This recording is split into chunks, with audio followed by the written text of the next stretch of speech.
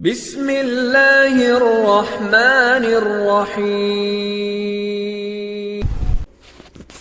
میری دینی ماں اور بہنوں، اللہ تبارک و تعالیٰ کا بے انتہا فضل ہوا، کرم ہوا کہ اللہ تبارک و تعالیٰ اپنے دین کی خدمت کے لیے اور دین کی بات کو سننے کے لیے مجھے اور آپ کو قبول فرمایا۔ اس پر ہم اللہ تبارک و تعالیٰ کا جتنا بھی شکر ادا کریں گے وہ کم ہے۔ تو اللہ تبارک و تعالیٰ ہم تمام کو ایسے مجالس کا یقین نصیب فرمائے اور موت تک ایسے مجالس میں بار بار بیٹھنے کی توفیق نصیب فرمائے۔ میری ماں اور بہنوں، اللہ تبارک و تعالیٰ اس دنیا میں بسنے والے ہر مرد اور عورت کی کامیابی کو دین میں رکھا ہے۔ دین ہوگا تو اللہ تعالیٰ کامیاب کریں گے، اگر دین نہیں ہوگا تو اللہ ناکام کریں گے۔ یہ اللہ کا اصول ہے، ضابطہ ہے اور اللہ کا طریقہ ہے اور اللہ کی سنت ہے۔ آدم علیہ السلام سے لے کر میرے اور آپ کے آقا جناب محمد رسول اللہ صلی اللہ علیہ وسلم تک جتنی امتیں آئی ہے، ان تمام امتوں میں جو واقعات اللہ تبارک و تعالیٰ قرآن مجید میں بیان کیا ہے، ان تمام سے ہم لوگوں کے لیے سبق ہے کہ جو وقت کے نبی کی بات کو مانے گا، اللہ کے احکامات کے موافق زندگی گزارے گا، اللہ اس کو کامیاب کریں گے، چاہے وہ ناکامی کے صورت میں کیوں نہ ہو۔ ناکام نظر آ رہا ہے لیکن اللہ کامیاب کر دکھلائے ہیں۔ حضرت نوح علیہ السلام کی قوم، ان کے ماننے والے 80 یا 82 لوگ تھے بس، لیکن اللہ تبارک و تعالیٰ یہ ماننے والے جو مٹھی بھر تھے، جن کی گنتی انگلیوں میں شمار کی جا سکتی تھی، ان لوگوں کو اللہ تبارک و تعالیٰ نہ ماننے والوں کے مقابلے میں ہمیشہ کے لیے کامیاب کر دکھلایا۔ دنیا میں جو ابھی نسل چل رہی ہیں، چاہے وہ درندے ہو پرندے ہو، انہی کی نسل چل رہی ہے اور انسانوں کی بھی نسل اسی سے چل رہی ہے۔ اسی لیے حضرت نوح علیہ السلام کو آدم ثانی کہتے ہیں۔ آدم علیہ السلام پہلے ہیں جن سے دنیا وجود میں آئی، جن سے دنیا چلی ہے، اور پھر انہی 82 لوگوں سے دنیا چلی ہے، اس لیے ان کو آدم ثانی کہتے ہیں۔ تو میری ماں اور بہنوں، صرف حضرت نوح علیہ السلام کی قوم نہیں بلکہ جتنے انبیاء آئے اور جتنی امتیں آئی ہیں، تمام کے لیے یہی ایک اصول، ایک ضابطہ، ایک سنت تھی کہ جن کی زندگی میں دین تھا، اللہ ان کو کامیاب کر دکھلایا، اور جن کی زندگی میں دین نہیں ہے، اللہ ناکام کر دکھلایا۔ انہی کے متعلق اگر ہم دیکھیں، حضرت موسیٰ علیہ السلام کے زمانے کے واقعے کو بھی دیکھیں، اللہ تعالیٰ قرآن میں کئی سارے واقعات کو بیان کیا۔ ہمارے لیے عبرت ہے، اس میں ہمارے لیے سبق ہے، ہمارے لیے اس میں کامیابی کا ذریعہ ہے۔ اللہ تعالیٰ خود قرآن مجید میں ارشاد فرماتے ہیں، وَلَقَدْ يَسَّرْنَا الْقُرْآنَ لِلذِّكْرِ۔ ذکر کے معنی آتے ہیں نصیحت حاصل کرنا، ذکر کے معنی آتے ہیں نصیحت حاصل کرنا۔ تو اللہ تبارک و تعالیٰ کہہ رہے ہیں کہ ہم نے قرآن کو آسان بنایا، کہ تم میں کون ہے کہ اس قرآن کے ذریعے سے نصیحت حاصل کرے۔ ہم ان قرآن کے معنی و مطالب کو دیکھتے ہیں تو معلوم ہوتا ہے کہ اللہ تبارک و تعالیٰ اس قرآن میں ماننے والوں کا بھی ذکر کیا ہے، نہ ماننے والوں کا بھی ذکر کیا ہے۔ ہمارے سامنے جب دو چیزیں ہوتی ہیں تو تبھی آدمی، عربی کا ایک مقولہ ہے، یعرف الاشیاء بازدادها، ہر چیز کو اس کے مقابل سے پہچانا جاتا ہے۔ گناہ معلوم کرنے کے لیے نیکی معلوم کرنا پڑے گا، نیکی کیا ہے، گناہ سے معلوم کرنا پڑے گا کہ یہ فرما برداری ہے یا نافرمانی ہے، یہ اللہ کی عبادت ہے یا اللہ کی نافرمانی ہے۔ تو یہ اس چیزوں سے چیز پہچانی جاتی ہے۔ تو اللہ تبارک کو دونوں چیزوں کو بیان کیا۔ ہم لوگ سورہ فاتحہ پڑھتے ہیں، ہر رکعت میں پڑھتے ہیں، اس کا ترجمہ ہر ایک یاد کرنا چاہیے، اور جن کو نہیں آتا وہ آنے والوں سے یاد کرے۔ ہم دنیا کی کئی ساری چیزوں کو معلوم کرتے ہیں، دنیا کی کئی ساری چیزوں کو سیکھ لیتے ہیں۔ اگر ہم لوگ نیا موبائل لیے ہیں تو وہ موبائل اگر ہم لوگوں کو یوز کرنے نہیں آتا، آپریٹ کرنے نہیں آتا اور اس کو استعمال کرنے نہیں آتا، تو ہم چھوٹے سے چھوٹے بچے کے پاس جا کر بھی موبائل سیکھ لیتے ہیں۔ چاہے وہ دادا ہے تو پوترے کے پاس جا کر سیکھے گا، نانا ہے تو اپنے نواسے کے پاس جا کر سیکھے گا، لیکن شرم محسوس نہیں کرے گا۔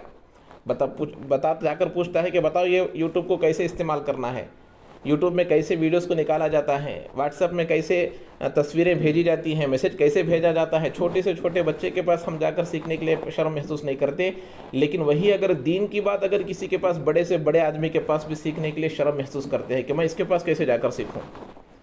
اور گھروں میں، جن کے گھروں میں آنے والے بہو اگر پڑھ کر آتی ہے تو ساس بہو کے پاس جا کر میں بہو کے پاس کیسے سیکھوں، اور باپ بیٹے کے پاس سمجھتا ہے کہ بیٹا عالم ہے، مفتی ہے، حافظ ہے، میں اس کے پاس کیسے سیکھوں، یہ تو میرا بیٹا ہے۔ لیکن وہی دنیا کا معاملہ آتا ہے تو کوئی شرم محسوس نہیں کرتے، لیکن وہی دین کا معاملہ آتا ہے تو شرم محسوس کرتے ہیں۔ یہ بہت ہی غلط بات ہے، اس سوچ کو ہم اپنے دلوں سے نکالنا ہے۔ تو میں یہ بتا رہا تھا، سورہ فاتحہ جو ہم ہر رکعت میں پڑھتے ہیں، ہر رکعت میں پڑھتے ہیں، اور اگر سورہ فاتحہ چھوٹ گئی، اگر کوئی سورہ فاتحہ کو نہیں پڑھا تو اس کی نماز کو دوبارہ پڑھنا پڑے گا، وہ واجب العیادہ ہو جاتی ہے نماز۔ اگر سجدے سہو کر لے گا تو نماز ہو جائے گی، لیکن اگر سجدے سہو نہیں کیا تو نماز کو دوبارہ پڑھنا پڑے گا۔ وہ سورہ فاتحہ ہے۔ پورے تمام آسمانی کتابوں کا خلاصہ اللہ نے قرآن میں رکھا، اور پورے قرآن کا خلاصہ اللہ نے سورہ فاتحہ میں رکھا ہے۔ سورہ فاتحہ میں ہم لوگ ایک آیت پڑھتے ہیں کہ اللہ تعالیٰ سے ہم کہتے ہیں کہ اللہ اہدنا الصراط المستقیم، کہ اللہ ہمیں سیدھے لوگوں کا اللہ ہمیں سیدھا راستہ دکھلا۔ اہدنا الصراط المستقیم صراط الذین انعمت علیہم، کہ ہم اللہ سے کہہ رہے ہیں کہ اللہ ہمیں ان لوگوں کا راستہ دکھلا جن پر تو نے انعام کیا، جن کو تو نے کامیاب کیا، جن کو تو نے راہ راست پر رکھا، اور جن سے تو راضی ہو گیا۔ اب یہ کون لوگ ہیں؟ قرآن کو دیکھنا پڑے گا، قرآن کے ترجمے کو دیکھنا پڑے گا، قرآن کے مطلب کو دیکھنا پڑے گا کہ اللہ کا انعام کن لوگوں پر ہوا۔ اب پھر اللہ سے ہم دعا کرتے ہیں غیر المغضوب علیہم، اے اللہ ان لوگوں کے راستہ پر مت چلا جن پر تیرا غضب ہوا۔ غیر المغضوب علیہم انعمت علیہم غیر المغضوب علیہم ولا الضالین، اور نہ ہی ان لوگوں پر جو راستہ بھٹک گئے۔ یہود و نصارہ مراد ہے یہ لوگ، ان لوگوں پہ راستے پر ہم کو مت چلانا۔ ہم ہر نماز میں اللہ سے دعا کر رہے ہیں کہ اللہ ہم لوگوں کی ان لوگوں کے راستے پر چلا جن پر تیرا انعام ہوا۔ اور انعام کن پر ہوا؟ جن کے زندگی میں اللہ کے احکامات تھے، نبی کے طریقے تھے، ان لوگوں پر اللہ کا انعام ہوا، اللہ کا فضل ہوا، اللہ کی رحمت ان کے ساتھ تھی، اللہ کی برکت ان کے ساتھ تھی۔ تو ہمارے لیے ضروری ہے کہ ہماری زندگیاں بھی ایسی بنیں، اور یہ ماننے والوں میں مرد بھی ہیں، عورتیں بھی ہیں۔ اللہ تبارک و تعالیٰ اپنے دین کا، اپنے شریعت کا، اپنے احکامات کا پابند جیسے مردوں کو بنایا ہے، ایسے ہی عورتوں کو بھی بنایا ہے کہ عورت بھی اللہ کے احکامات کے پابند ہے۔ اقیم الصلاۃ، نماز پڑھو۔ اللہ تعالیٰ کہہ رہے ہیں، یہ عربی جاننے والے جانتے ہیں کہ اقیمو یہ مردوں کے لیے استعمال کیا جاتا ہے، لیکن اس میں عورت تو نہیں ہے۔ قو انفسکم، یہاں کہا جا رہا ہے کہ تم اپنے گھر والوں کو جہنم کے سے بچاؤ، مردوں کے لیے کہا جا رہا ہے، لیکن مردوں کے تحت میں عورتیں بھی آ جاتی ہیں۔ جیسے دنیا میں دیکھے ہوں گے آپ لوگ، جب کوئی رولز بنتا ہے، کوئی قانون بنتا ہے، تو اس میں کیا لکھا ہوا ہوتا ہے؟ اگر کوئی چوری کرے گا، وہ یہ نہیں لکھا ہوگا کہ کوئی اگر چوری کرے گا یا کرے گی، ایسا نہیں، بلکہ چوری کرے گا تو یہ سزا ہے، کوئی قتل کرے گا تو یہ سزا ہے۔ تو مردوں کو مخاطب کر کے بولا جائے گا، لیکن اس میں دونوں مراد ہوں گی۔ تو میری ماں اور بہنوں، ہم دونوں مرد اور عورتیں دونوں احکامات کے پابند ہیں۔ ہاں البتہ اللہ کے نبی علیہ السلام نے فرمایا کہ بھائی دیکھو، پوری دنیا یہ نفع اٹھانے والی چیز ہے، الدنیا کلھا متاع۔ اللہ کے نبی کہہ رہے ہیں کہ پوری دنیا یہ فائدہ اٹھانے والی چیز ہے، یہ کہ ہر چیز سے فائدہ اٹھایا جائے۔ گھر سے ہم فائدہ اٹھاتے کیا ہے کہ ہم یہاں پر اپنی ضرورتوں کو پورا کرتے ہیں، ہمارے سر کے اوپر ایک چھت ہے تاکہ ہم اپنی ضرورتوں کو پورا کر سکیں، یہاں پر کھا سکے، پی سکے، اطمینان کے ساتھ سو سکے، چین کا سانس لے سکے۔ گھر سے فائدہ اٹھا رہے ہیں، کب تک؟ موت تک کے لیے۔ تو دنیا ایک فائدے کی چیز ہے۔ تو اللہ کے نبی صلی اللہ علیہ وسلم نے فرمایا خیر متاع الدنیا المرأۃ الصالحہ۔ اللہ کے نے فرمایا دنیا میں سب سے بہترین نفع اٹھانے والی چیز وہ نیک صالح عورت ہے۔ کبھی یہ نیک صالح عورت بیوی کی شکل میں آتی ہے، کبھی یہ نیک صالح عورت بہن بن کر آتی ہے، کبھی یہ نیک صالح عورت ماں بن کر آتی ہے، کبھی یہ نیک صالح عورت بہن بن کر آتی ہیں، اور چاروں کی مثالیں دین میں موجود ہیں۔ چاہے وہ صحابہ کی زندگی ہو، چاہے وہ تابعین کی زندگی ہو، چاہے وہ انبیاء کی زندگی ہو، جیسے چاروں ماننے کی صفتوں میں مثالیں ہیں، ایسے ہی نہ ماننے والوں میں بھی اللہ نے چاروں کو بیان کیا۔ اگر نہ ماننے والوں کا انجام کیا ہوگا، ماننے والوں کا انجام کیا ہوگا، اللہ نے دکھایا، ہر ایک کا انجام اللہ نے بیان کیا ہے۔ تو میری ماں اور بہنوں، ہم لوگوں کو اپنے زندگی کو اللہ کے احکامات کے موافق بنانا ہے، اور ان احکامات میں سب سے بڑا حکم وہ نماز ہے۔ اللہ کے نبی علیہ السلام نے فرمایا من اقام الصلاۃ اقامہ الدین۔ اللہ کے نبی علیہ السلام نے فرمایا جس نے نماز کو قائم کیا اس نے دین کو قائم کیا۔ ومن ہدمہا ہدم الدین، اللہ کے نے فرما رہے جو نماز کو چھوڑ دیا یا چھوڑ دی، ابھی بتایا نا بھائی اس میں مرد بھی ہے عورتیں بھی ہیں، جو عورت نماز قائم کرے گی گویا کہ اس نے دین کو قائم کیا، اور جس عورت نے نماز کو چھوڑا اس نے دین کو ڈھا دیا۔ آج ہمارے سامنے دین کو ڈھانے والوں کو ہم کس کو سمجھتے ہیں؟ کوئی مسجد کو گرا دیا، کوئی مدرسے کو گرا دیا، کوئی مدرسے کو بند کر دیا، کوئی دعوت و تبلیغ کے کام کو نقصان پہنچا دیا، تو ہم کیا کہہ رہے ہیں کہ بھئی یہ دین کو مٹانے والا ہے، دین کو نقصان پہنچانے والا ہے۔ نہیں، اللہ کے نبی نے کہا یہ نہیں ہے۔ ارے بھئی یہ تو کلمہ نہیں پڑھتے ہیں، یہ تو اللہ کو نہیں جانتے، رسول کو نہیں جانتے، وہ انجانے میں وہ کام کر رہے ہیں، اللہ ان کی سزا دے گا، ان کو الگ بات ہے، لیکن اصل دین کو ڈھانے والے، دین کو ختم کرنے والے نماز کو نہ پڑھنے والے ہیں۔ اور اللہ کے نبی علیہ السلام نے فرمایا بین الکفر والایمان ترک الصلاۃ، یعنی کہ ایمان اور کفر کے درمیان فرق نماز پڑھنا ہے، کہ کفار نماز نہیں پڑھتے، مشرکین نماز نہیں پڑھتے، یہود و نصارہ نماز نہیں پڑھتے، مسلمان نماز پڑھتا ہے۔ اگر نماز مسلمان بھی نہیں پڑھے گا تو وہ کافروں والا کام کیا، چاہے وہ مرد ہو عورت ہو۔ تو یہ سب سے بڑا حکم ہماری زندگیوں میں آئے۔ جب ہمارے دلوں میں اللہ کا ڈر، اللہ کا خوف آ جائے گا تو ہمارے لیے سردی کے موسم میں بھی تہجد پڑھنا مشکل نہیں ہوگا۔ تہجد پڑھنا ہمارے لیے کوئی بڑی بات نہیں ہوگی کہ آدمی آرام سے اٹھے گا، عورت آرام سے اٹھے گی۔ حدیث پاک میں آیا، اللہ کے نبی علیہ السلام نے فرمایا وہ دو میاں بیوی، وہ شوہر اور وہ بیوی، جو شوہر اپنے بیوی کو تہجد کے لیے اٹھا رہی ہے، یا شوہر اپنے بیوی کو تہجد کے لیے اٹھا رہا ہے اور وہ اٹھ نہیں رہا ہے، اور پانی کے چھینٹے اس کے چہرے پر ڈالتی ہیں، یا وہ پانی کے چھینٹے اس کے چہرے پر ڈالتا ہے، اور دونوں اٹھ کر اللہ کی یاد میں اپنے بستر سے ہٹ کر اپنی میٹھی میٹھی نیند کو چھوڑ کر تہجد کی نماز میں یا فرض نماز میں مشغول ہو جاتے ہیں، تو ان دونوں کے عمل کو دیکھ کر اللہ خوش ہو جاتے ہیں۔ اللہ کے نبی علیہ السلام کی حدیث مبارکہ ہے کہ اللہ ان کے عمل کو دیکھ کر خوش ہو جاتا ہے، اللہ کو خوش کرنے والا عمل ہے۔ تو یہ نیک صالح عورت ہے کہ دنیا میں سب سے بہترین چیز اگر کوئی ہے تو وہ نیک صالح عورت ہے۔ تو ہماری زندگیوں میں اللہ کا حکم، نبی کے طریقے آنا ہے، صحابیات جیسا پردہ، صحابیات جیسی نماز، صحابیات جیسی ہمارے اندر علم و ذکر، ہمارے اندر احکام، یہ تمام چیزیں ہمارے اندر جب آئیں گے اللہ تعالی ہم کو دنیا میں بھی کامیاب کرے گا اور آخرت میں بھی کامیاب کرے گا۔ یہ اصل زندگی ہے، زندگی کا مقصد ہے۔ دنیا میں جو آدمی آتا ہے ایک مقصد کے تحت میں آتا ہے۔ ہمارا ایک سفر ہو رہا ہے، یہاں سے بنگلور کو سفر ہو رہا ہے، تو سفر ایک مقصد کے تحت میں ہوتا ہے۔ اللہ نے ہمیں ایک بڑا مقصد دے کر بھیجا کہ تم وہاں جا کر میری وحدانیت کو، میرے احکامات کو پابندی سے ادا کر آؤ۔ ایک ذمہ داری کے تحت میں ہم لوگ دنیا میں آئے ہیں۔ ایک تو ہماری ذاتی ذمہ داری ہے۔ ہماری ذاتی ذمہ داری یہ ہے کہ میں نماز پڑھوں، آنکھوں کی حفاظت کروں، کانوں کی حفاظت کروں، اپنے دل و دماغ کی حفاظت کروں، حرام میں مبتلا نہ ہوں، حلال کاموں میں مبتلا رہوں، شوہر کی فرمانبرداری کروں، ماں باپ کی باتوں کو مانوں۔ یہ میری ذاتی ذمہ داری ہے کہ میں اپنی ذاتی ذمہ داری کے ساتھ ساتھ اپنی اجتماعی ذمہ داری کو بھی پوری کروں، میرے ماتحت میں آنے والوں کی ذمہ داری کو بھی پوری کروں، دینی اور دنیاوی۔ میرے ماتحت میں کون آتے ہیں؟ جیسے ایک عورت ہے، اس کے ماتحت میں اس کا شوہر ہے، یعنی کہ اس کی ذمہ داری میں آنا، اس شوہر کی جیسی دنیا کی فکر کرتی ہے، کھانے کا انتظام کرتی ہے، کپڑوں کا انتظام کرتی ہے، پینے کا انتظام کرتی ہے، یہ تمام چیزیں وہ انتظام کرتی ہیں اس کے لیے، یہ دنیاوی ضرورت کو پورا کر رہی ہے۔ آخرت کی ضرورت کو پورا کرنا بھی عورت کے ذمے ہے کہ اپنے شوہر کی نمازوں کی فکر کرے، اپنے شوہر کی روزوں کی فکر کرے، اپنے شوہر کی آنکھوں کی حفاظت کی ذمہ داری لے، اپنے شوہر کے کانوں کی حفاظت کی ذمہ داری لے، کہ اس کو سمجھائے کہ آنکھوں سے کیا کیا گناہ ہوتے ہیں، ان سے بچنا کیسے بچا جا سکتا ہے، یہ اپنے شوہر کو بتائے۔ تو یہ ذمہ داری، یہ ذاتی ذمہ داری اور اجتماعی ذمہ داری۔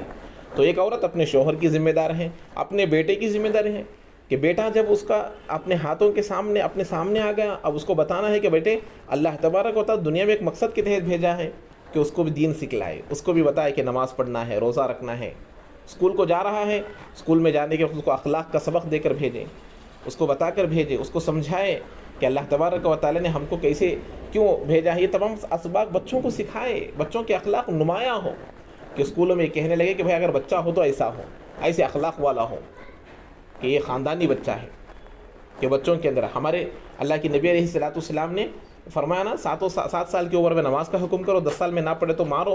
یہ کیا بات ہے؟ یہ اتنی بڑی بات یہ کیوں بتائی جا رہی ہے؟ لیکن ویسے چھوٹے بچوں کو بچپن کی عادت 55 تک ہوتی ہے. لیکن آج اگر کوئی ماں یا کوئی باپ اپنے بچے کے پیچھے دین کی فکر میں لگ جاتا ہے تو بڑے اس کو روک دیتے ہیں کہ بچہ ہے چھوڑ دو، بچہ ہے چھوڑ دو. نہیں، بچہ بچپن میں جو عادتیں سیکھتا ہے، بچپن کی عادت 55 تک ہوتی ہے. بچپن میں جو عادتیں پڑ جاتی ہے وہ 55 تک باقی رہتی ہے. یہ بڑے نقصان کی بات ہے. بچوں کی زندگی وہ کچی دیوار کی طرح ہے، اس پر جو نشان لگ جائے گا وہ نشان ہمیشہ کے لیے رہ جائے گا.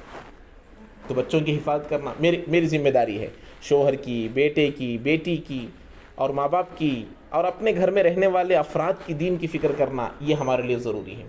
تو میری ماں اور بہنوں، ہمارے لیے ضروری ہے کہ ہمارے اندر اللہ کے احکامات لائے. ایک تو ذاتی ذمہ داری، میں اپنے ایمان کی، اپنے اعمال کی ہر اعتبار سے میں فکر کروں. میرے اندر تقویٰ پرہیزگاری آئے، میری آنکھوں کی حفاظت، کانوں کی حفاظت، ہر اعتبار سے میرے اندر اللہ کا ڈر آ جائے، اللہ کا خوف آ جائے. اور اس کے ساتھ ساتھ اپنے گھروں میں دین کا ماحول پیدا کرے، اپنے گھر کے اندر اللہ کے احکامات کی پابندی کا ماحول پیدا کرے. اس سے ہی گھروں میں دین آتا ہے، اس سے ہی گھروں میں دین زندہ ہوتا ہے، اس سے ہی گھر دیندار بنتا ہے. اگر یہ نہیں کریں گے تو جب تک میں رہوں گی یا میں رہوں گا، جب تک گھر میں دین رہے گا، جب ہم یہاں سے نکل جائیں گے تو ہمارے گھروں سے ہمارا دین بھی نکل جائے گا.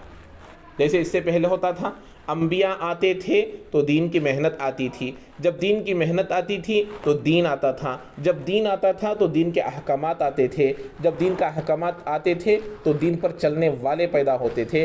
جب نبی چلے جاتے تھے تو نبی کے ساتھ ساتھ محنت چلی جاتی تھی اور دین پر چلنے والے چلے جاتے تھے اور دین بھی چلا جاتا تھا، جس کی وجہ سے دین جائے گا. دین جا کر کوئی دوسری چیز تو آئے گی نا. جیسے اندھیرا گیا تو روشنی آئی، روشنی گیا تو اندھیری آئی. تو ایسے ہی دین جائے گا تو بددینی آئے گی، سچ چلا جائے گا، جھوٹ آ جائے گا، بدنگاہی آ جائے گی. تقویٰ گیا تو فساد آ جائے گا، فسق آ جائے گا. یعنی ہر چیز جو جاتی ہے وہ آتی ہے. جیسے ایک زمین ہے، محنت کر اچھی طریقے سے اس کو سنوار کر رکھے ہیں، اب اس کے اندر محنت نکل گئی، اب وہاں کی جو خوبصورتی نکل گئی تو بدصورتی آ جاتی ہے. تو ایسے ہی گھروں سے جب دین جائے گا تو دین جانے کے بعد اگر کوئی چیز نہ آتی تو کوئی بات نہیں تھا، لیکن دین جانے کے بعد بددینی آ جائے گی. یہ بڑے خسارے کی بات ہے. تو اسی لیے ہمارے گھروں کو اپنی زندگیوں میں، اپنے بچوں کی زندگیوں میں، اپنے پورے ماحول میں دین کو پیدا کرنے کے لیے ہمیشہ ہم چوکنا رہنا چاہیے، ہوشیار رہنا چاہیے کہ اس کے لیے ہم کیا کر سکتے ہیں. اپنے گھر کی تعلیم پابندی سے کریں اور وقتاً فوقتاً اللہ کے راستے میں جاتے رہیں. اور جب ہم اللہ کے راستے میں جاتے رہیں گے ہمارا گھر دین سے سرفراز ہو جائے گا. اسی لیے جیسے کہ آپ لوگوں کو معلوم ہے، ابھی آنے والے فیبروری 10-11 کو ہمارا بہت بڑا اجتماع ہونے والا ہے گنٹور میں. پورے آندھرا پردیش کے اکثر حصوں کا اجتماع بڑوں کے مشورے سے وہاں طے پایا ہے. تو اس کی محنت کے لیے بہت ساری جماعتیں ابھی چہار شنبے کے دن 3 تاریخ سے تقریباً ہمارے ڈسٹرکٹ سے 12 سے 15 جماعتیں نکلی ہے. الحمدللہ، اللہ کا شکر ہے. ایک بڑے پیمانے میں 40 دن 4 مہینے کی 12 سے 15 جماعتیں نکلی ہیں. ہر حلقے سے ایک جماعت، ہر منڈل سے جماعتیں نکلی ہیں. تو اب ایسے ہی مستورات کی جماعتوں کا بھی تقاضا ہے کہ ہر جگہ جا کر ہم عورتوں کو بھی دین سکھلانا ہے. کتنی عورتیں ایسی ہیں جن کو کلمہ تک نہیں آتا، کتنے ایسے قریے کی بات چھوڑیے، شہروں میں بھی ایسی عورتیں مل جاتی ہیں جن کو کلمہ تک نہیں آتا. تو اسی لیے جو لوگ اب تک 3 دن نہیں لگائے ہیں وہ 3 دن کی نیت اور ارادہ کر جائے کہ کم سے کم انشاءاللہ جتنے افراد، جتنے مستورات یہاں آئے ہیں یہ نیت کر جائے کہ اجتماع سے پہلے انشاءاللہ 3 دن ضرور لگائیں گے. صرف اجتماع کے لیے صرف 40 دن باقی ہے. اس 40 دن کے اندر جتنا مجمع یہاں ہے، پرانوں کا ہے، نئے کا ہے، جو بھی ہے، سب یہ نیتیں کریں کہ انشاءاللہ ہم اجتماع سے پہلے 3 دن ضرور لگائیں گے. اور دوسری نیت یہ کریں جو 3 دن اب تک نہیں لگائے وہ تو ابھی اجتماع سے پہلے لگا لیں گے. جو 3 دن 2 یا 3 مرتبہ لگا دیے ہیں وہ عشرے کی نیت کرے. جو عشرہ 3 یا 4 مرتبہ لگا دیے ہیں وہ 40 دن کا ارادہ کرے. اس طریقے سے ہماری زندگی میں بھی دین آئے گا اور اسی طریقے سے دنیا میں بھی دین پھیلے گا. اللہ تبارک و تعالی ہم تمام کو عمل کی توفیق نصیب فرمائے. الحمدللہ رب العالمین. اللہم لک الحمد کما ینبغی لجلال وجہک وعظیم سلطانک. اللہم صلی علی محمد وعلی آل محمد کما صلیت علی ابراہیم وعلی آل ابراہیم انکا حمید مجید. اللہم بارک علی محمد وعلی آل محمد کما بارکت علی ابراہیم وعلی آل ابراہیم انکا حمید مجید. لا الہ الا انت سبحانک انا کننا من الظالمین. ربنا آتنا في الدنيا حسنة وفي الآخرة حسنة وقنا عذاب النار. ربنا ظلمنا انفسنا وان لم تغفر لنا وترحمنا لنكونن من الخاسرين جزا اللہ عنا محمدا ما هو اهله صلی اللہ علیہ وسلم برحمتک یا ارحم الراحمین والحمد للہ رب العالمین.